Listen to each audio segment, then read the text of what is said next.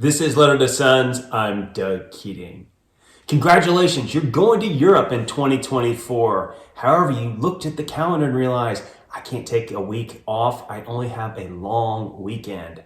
With that thought in mind, today I'm going to talk about 5 cities in Northern Europe that are perfect for a long weekend getaway. Let me start by answering the question, who should watch this video? I'm designing this content for Americans who are thinking about spending a long weekend in Europe. In other words, you plan on going for 3 to 4 days to a fabulous Northern European city. Who shouldn't watch this video? If you already live in Europe or you can get there easily from wherever you are in the world, don't waste your time. You have so many more options than what I'm going to cover. I am going to focus on the creme de la creme, the best of the best when it comes to European cities. Here are the 3 criteria I used to create this list. First, I have to have visited the city in the past decade. I don't want to provide dated information or talk about places I haven't been. Second, I'm defining northern city as Paris and any place north of Paris. And third, the city has to be easy to get to by plane from America. You don't want to spend an entire day just getting there, much less coming back. I'll finish by dispelling a travel myth. Some Americans believe Europe is too far away for a long weekend getaway. I'm here to tell you it is totally doable. I've done it before. I'm going to shoot a video explaining some best practices of how to do it. In this case, I'm going to focus on where to go. After all, if you're committing to a long weekend, you're going to want to go someplace that is awesome. City number 1, London. I'm not going to get into excruciating detail about why I love visiting each of these cities. I have separate videos I'll link to if you want to hear those details. Instead, I'll just talk about why I placed it on the list where I did, and I'll also share one recommendation. London is number 1. 3 reasons. First, it is easy to get to. There are a ton of international flights going in and out of London. 2, for Americans, the culture shock is less, especially because of the common language. And 3, there's just a ton to do. I've been to London multiple times and I feel like I still have only scratched the surface. Main recommendation for London, stay near a tube station. You're going to definitely want to leverage the tube, aka subway, as much as possible, and you don't want to have to walk far from your hotel room to get there. City number 2, Paris. I love Paris. In fact, I like it even more than London. I've been there 4 times and every trip has been amazing.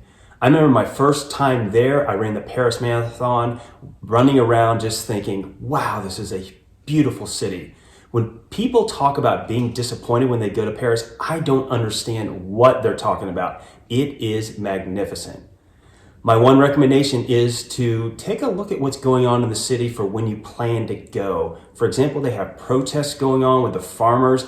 You don't want to ruin your vacation by getting in the middle of all that. And the Summer Olympics are coming up. I would not go to Paris this summer during the Olympics. It's going to be a zoo. City number 3, Amsterdam.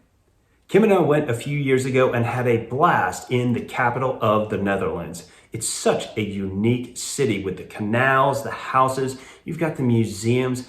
I was really impressed by what we saw and experienced while there. One recommendation, some of you are worried about pot and prostitutes. Both are legal in the city. The recommendation is just avoid the red light district at night and make sure you know the difference between a coffee house and a cafe. Don't worry, your nose will let you know which one the doobie is being smoked in. City number 4, Edinburgh, or as the Scots call it, Edinburgh. Kim and I went here last year and had a ton of fun in the capital of Scotland. Good news, there's actually a fair number of direct flights from the States to this medieval marvel of a city. One recommendation is take a good raincoat. You're in Scotland, you know if you're going to be there for 3 or 4 days, chances are you're going to get wet. Remember though, today's rain is tomorrow's whiskey. City number 5, Brussels, the capital of Belgium. I feel like Brussels is underrated in a lot of ways. The food is magnificent. The beer is awesome. I've been to Brussels many times and had a blast every single visit. My recommendation for when you visit Brussels is leave some room in your suitcase for souvenirs. You're going to want to bring home chocolates. You may want to bring home some beer glasses. Definitely don't come with a packed suitcase. Leave plenty of room for the things you're going to buy while you're there. Bonus city, Dublin, the capital of Ireland.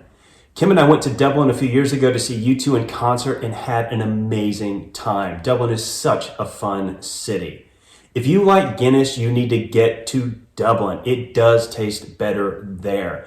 The pub scene is a lot of fun, and there's music all over this town.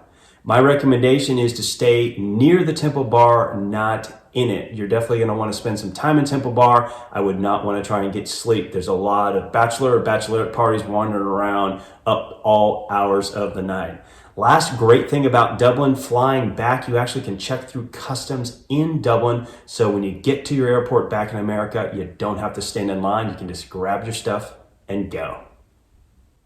Now I will identify one Northern European city I would not spend a long weekend in. That is Frankfurt, Germany. Yes, there are a lot of flights from America to Frankfurt.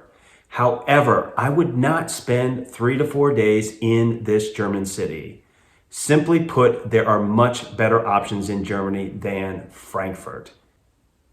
Let me wrap up this video by identifying 3 Northern European cities I hope to visit soon and spend a long weekend. Top of the list, number 1 is Berlin, Germany. I have visited before. It has been decades. Eager to see what the city is like nowadays. Number 2, Copenhagen, Denmark. Several of my friends went and said I need to get there. And number 3, the capital of Iceland. Have heard a ton of great things about this city.